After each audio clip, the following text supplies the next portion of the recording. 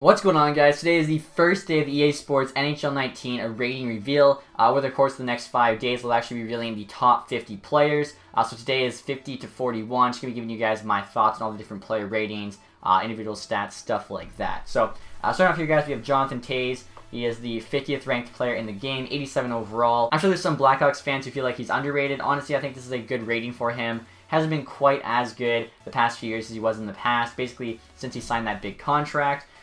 Some key, stats there for him. Obviously, a very good two-way center.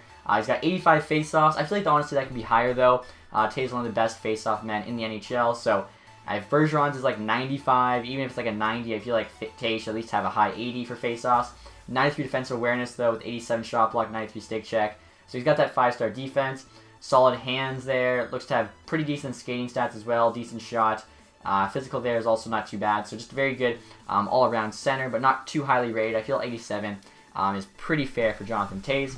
Next up here we have Freddie Andersen, 88 overall, so I think that's a good rating for him. He's really shown the last couple years in Toronto that he is a solid #1 goaltender. I'm not sure if I'd quite classify him as elite, but I think 88 overall is definitely fair for Andersen. I feel like he's definitely proven he's a true #1 starter. No longer needs to be like splitting games with John Gibson like he was back at Anaheim. Next to number 48, we'd also have another goalie, Matt Murray. He too is 88 overall, so I would say Murray, Andersen are pretty equal. Murray does seem to be better in the playoffs. He just seems to be so good in the playoffs. Obviously, back-to-back Stanley Cups. Even last year, he looked pretty good without any help from Marc-Andre Fleury, his first full season. So for the goalie stats too, I didn't really talk about them, but you can see usually goalie stats, whatever their overall is, all of the stats are around there. You can see lots of 89s, lots of 90s. There's a couple 85s on random stuff like poise, durability. Andersen, you can see, is very, very similar. Murray might have like slightly better individual stats, but that's about it.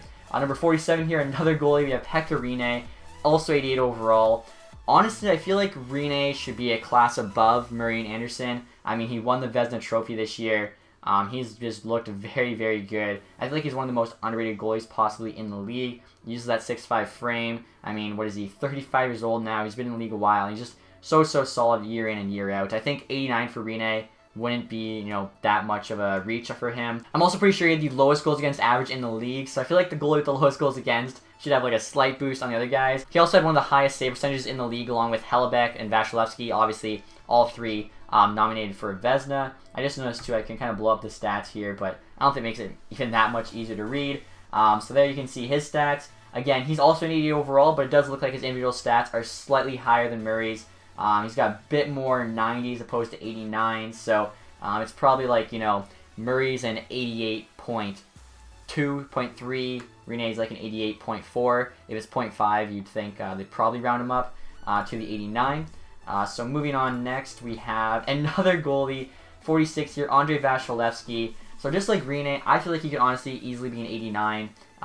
He was such a beast last year. That was his first year starting all on his own. Obviously, Bishop traded Dallas, and Tampa Bay was one of the best teams in the league last year, finishing third in the entire league, but first place in the Eastern Conference. And a big part of that was Vasilevsky. Played so many games. Right there you can see Tampa Bay went 54, 23, and 5. Again, for a young goaltender to play that many games and lead a team to that good of a record, it's so impressive. Especially too, like I was saying, in his first year as a real starter. I think 89 for him would have been more than fair. Take a look at his stats here. Again, very similar to Rinne. It looks like mostly 90s there. So it's like both of them must be like 88.4s or something. And then maybe Murray and Andersen are like 0.2 and 0.3. But yeah, just a very, very good goaltender. I feel like both him and Rinne, though, might be slightly underrated. I feel like they should be maybe an overall above Murray and Andersen. Just my personal opinion. Next here we actually have a player again. Number 45 is Ryan Suter. Also 88 overall. I think he is kind of one of the most what would you call it, like quiet defensemen in the league. Just every single year he's good for like 50 points, solid defensively, does everything right, not too flashy. Definitely, I guess like a guy that gets kind of overlooked, especially since he's gone to Minnesota. But even at 33 years old, still a very, very solid defenseman. Looking at his stats there, 92 defensive awareness, 90 shot block, 90 stick check. Really good passing stats as well. He's got 90 passing and puck control. Hand-eye and DK aren't too high though, both at 80. I guess I can blow this up here for you guys so you can see it easier. 88 speed's also pretty solid for a defenseman. 90 endurance. He's a #1 defenseman, that makes sense. Pretty decent shot power there. 89, 88, 88 strength. So yeah, just very solid defensive defenseman. Really not much more to say about Ryan Suter. And next up at number 44, we have Jakub Voracek, also 88 overall. I feel like these are probably all going to be 88s. Obviously, he had an insane year last year, playing on that line with Couturier and Giroux. I think, yeah, career high year in points. I didn't realize it was that good, but yeah, so career high year in points. That was definitely an insane year. 65 assists, 85 total points. I mean, just a great player. Definitely an elite winger in the NHL. You can see his hands there, insane. 90 deking, 93 passing, 93 puck control. Speed's 89. Really solid shot on him. Mostly it's power there. Accuracy is mid-80s. Slap shot is 93. Wrist shot 92. It actually says he ranks top 10 in hardest wrist shot, so that's kind of interesting, I guess. Strength's 88 as well, so, you know, he's not like a weak winger like, say, Johnny Gaudreau. He's definitely solid on the puck. I think Voracek, 100%, earned that 88, 85 points. He had a great year. I'm definitely more about kind of like what have you done for me lately than sort of giving a guy a rating based on how good he was 5 years ago. So that's why, for instance, Vasilevsky, I think, should be rated higher. And some veterans I find are usually rated higher than they should be, as they haven't been good in a while. So 43 here, we have Ryan Getzlaf, again, 88 overall.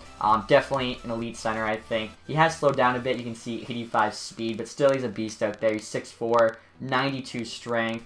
What's his body checking? 88 body checking, 89 defensive awareness, 89 faceoffs. So his are 4 higher than Taves. That's what I mean. I think Taves underrated faceoffs a bit on him, but the rating was good overall. 80 shot block, 91 stick check, really good hands, 89, 90, 92, 92. Offensive awareness, 92 as well. Shot there, it's a very solid shot. 92 strength. Like I said, Ryan Getzlaf is a beast. I mean, not last year, but the year before in that Edmonton series, he basically just kind of put Anaheim on his back. And unfortunately, they were, you know, 4 and done this year, but Getzlaf is definitely still, in my mind, an elite center in the NHL. So 88 is fair for him. Next up, another elite center, Nicklas Backstrom. You know, Ovi's buddy there just sets him up every single time. So I'm still curious. Yeah, 95 passing on Backstrom. That is insane. Well deserved, though. Like, reason Ovi is one of the best snipers ever is because of Backstrom. 93 puck control, 93 deking, 87 hand-eye. Those are 6 stats. Even defensive awareness is solid for him. 90 defensive awareness for a playmaking center, I think is really good. 90 stick check, 90 speed. That's a little bit quicker than I expected. I thought 89 or 88. Let's see here. The shot, pretty solid, basically 87 throughout. Strength's not too high, but you really don't need that much strength on the playmaking center. 85 also is good enough. And of course, I think it just says here probably how, yeah, won the Stanley Cup for the first time, 10-year career, setting up Ovi makes sense. Finally here, guys, we have number 41, John Carlson, another Washington Capital, and another 88 overall player. Obviously, career year last year for him. He was on both my fantasy teams, or one, for sure one, because I remember him just, he was a beast. He definitely helped me make my fantasy playoffs. So let's see here, John Carlson's stats. For a two-way defenseman, obviously you kind of want a little bit of everything. He's got the 90 defensive awareness, shot block, stick check, 90 puck control, 93 passing, solid shot there, 91 and 90 for the slap shot, wrist shot power. Pretty good speed as well, 87, 88 strength. I mean, yeah, it just looks like a very good all-around defenseman. Also, too, if you're playing franchise, 90 poise. Poise is huge for the playoffs especially. 93 offensive awareness is actually really high, too, for a defenseman. So just a very good all-around player. It says here how he's got like a well-rounded game, high hockey IQ, just good toolbox of basically all the skills. So very interesting, I guess, the first 10 players that released. Again, I think most of the ratings are really good. Like, definitely I wouldn't change any of them by more than 1. I think I would just bump up Vasilevsky and Rinne both to 89s. Other than that, it's probably good for me. Like, I think everyone else is where they should be. I know, too, there's actually a couple other ratings released I can show you guys. The first here was PK Subban. This was the first rating released yesterday on Twitter. As you can see, he's 88 overall. This one, I think, is a little bit too low now looking at other defensemen. Originally, I thought it was a good rating. I thought maybe they could have had him an 89, but I wanted to wait until other ratings came out to compare. So I feel like Subban is slightly better than both Suter and Carlson, who were 88s. I think you could definitely give Subban that 89. I mean, he was a Norris candidate. Suter and Carlson were not. Carlson, he could have been, honestly, had that good of a year this year. But Suter, I think 88's good for him. Carlson, 88's also good for him because it was kind of, you know, 1 year. Where Subban, he won it before, another nomination. I think he could go for an 89. Also here, they released Horvat's rating.